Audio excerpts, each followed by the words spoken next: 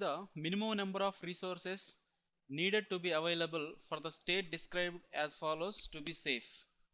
So here we need to find out the minimum number of resources needed to be available for the state that is described below to be safe. So we have given with the current allocation of resource R1 instances the maximum claim of resource R1. There are four processes P1, P2, P3, P4. P1's current allocation is 1. P1's maximum claim is 3. So based on this data we need to find out the still need. The still need is maximum minus allocation. That is for P1 it will be 2, that is 3 minus 1. For P2 it is 1, 2 minus 1. For P3 it is 9 minus 3, it is 6. For P4 it is 7 minus 2, it is 5. For example, let us suppose if 3 resources are available, let us suppose, then 2 is less than or equal to 3, then P1 allocation will be released. This one resource we can add so that 4 are available.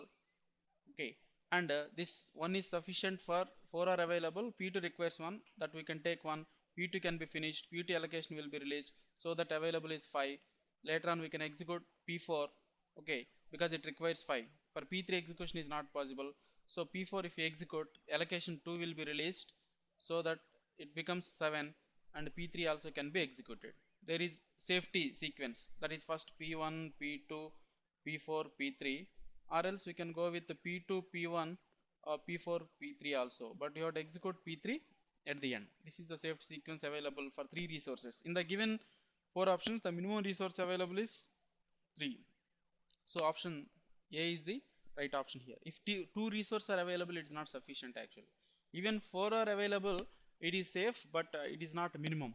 That's why we have to opt for A. Enter the reference string to the following pages by a program 090181871282782383. This is the reference string of pages. The program has 3 page frames, all empty initially. That means it is using pure demand page. Let N1 and N2 denotes the number of page faults that occur if the program uses FIFO and LRU. The program has 3 page frames, all initially empty. Let N1 and N2 denotes the number of page faults that occur if the program uses FIFO and LRU replacement algorithms. Here N1 represents the number of faults of FIFO, N2 represents the number of faults of LRU. So determine modulus of N1 minus N2. So here the difference in the number of page faults you have to find out regarding the LRU and FIFO here. So first let us see FIFO. Let us suppose there are 3 page frames, initially all are empty. So first 0 is the reference, that is a fault. Next 9, let us go with FIFO algorithm first. 9, that is also fault. Again 0, no fault. Again 1, there is a fault, we will insert here. Again 8, the first inserted is 0, we will insert 8 in the place of 0. 8, 9, 1. Again 1, there is no fault. 8, there is no fault. Next 7, there is a fault. So it will become 8, 7, 1. 8, no fault. 7, no fault. 1, no fault. 2, there is a fault. We will replace 1 for faulted page 2. Again 8, there is no fault. 2, there is no fault. 7, there is no fault. 8, there is no fault. 2, there is no fault.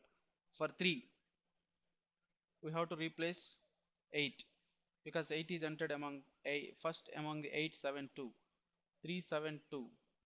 Again we got the page 8, so we have to replace 7. 3, 8, 2. Again 3, there is no fault. So 1, 2, 3, 4, 5, 6, 7, 8. There are 8 faults using the FIFO. Using the LRU. LRU means least recently used. Here we are going to replace the page that has not been used from the longest period of time. So that the faults will arrive like this. 0 is a fault. Next 9 is the fault. Next 0, no fault. 1 is the fault. So 0, 9, 1 we put.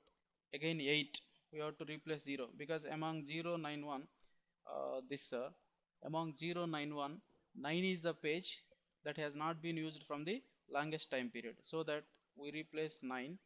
Again 1, there is no fault. 8, there is no fault. 7, there is a fault. Among 180, 0 is the longest time that is not used.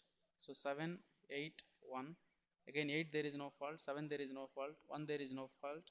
2, 1, 7, 8. We have to replace 8 because 8 is longest from 2. Okay. Again 8, there is a fault. 7 to 1.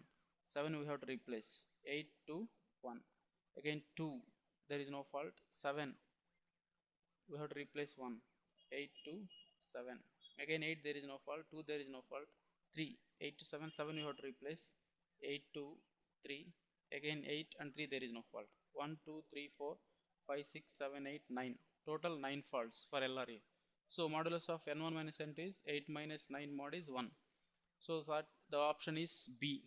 The difference in the number of page faults of FIFO and LR is 1. CSMA CD stations are each trying to send files. After each frame is sent, they contend for channel using binary exponential backoff algorithm.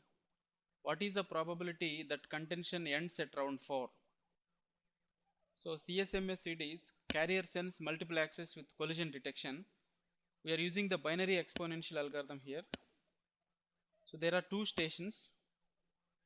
First of all, they have to compete for the channel utilization. Whenever they get a token, automatically they can send the frames. So initially at the first stage, how many rounds he is mentioning? At round 4, the contention should end. So that means, so in the first round there is a guarantee of collision, that is the probability is 1. Okay. In the second round, that is the probability is 1 by 2 power 2 minus 1, that is I is the round value. So it will be 2 power 1 by 2 power I minus 1. So it will be 1 by 2, the second round. In the third round, it is 1 by 2 power 3 minus 1, it is 4. In the fourth round, it should end. Actually, if the collision is occur, it should be 1 by 2 power 4 minus 1, that is 1 by 8. If no collision occur, the probability is 1 by 1 minus 1 by 8. So that it is 1 minus 1 by 8. So it will be 1 by 8 into 7 by 8. So that it is 7 by 64. So this is what the probability that contention end at round 4. All the probabilities in round 1 it is 1, round 2 1 by 2, round 3 1 by 4. It is, since it is a binary exponential, so every time the probability will become like 2 power I minus 1, where I is the ith round. In the ending fourth round, we have to take a probability for not occurring the collision, not for occurring the collision. So that is 1 minus 1 by 8, because the maximum probability is 1. So it will be 7 by 64. Option C is the right option here. Here, in this question, a set of n elements is given, and the given set is already sorted, and we have to find the time complexity for finding the next higher node after some node y in the set using binary search. Here the given set is already sorted. In order to find the next higher node after node y, we have to locate node y first. So for locating node y, after locating node y, the next higher node will be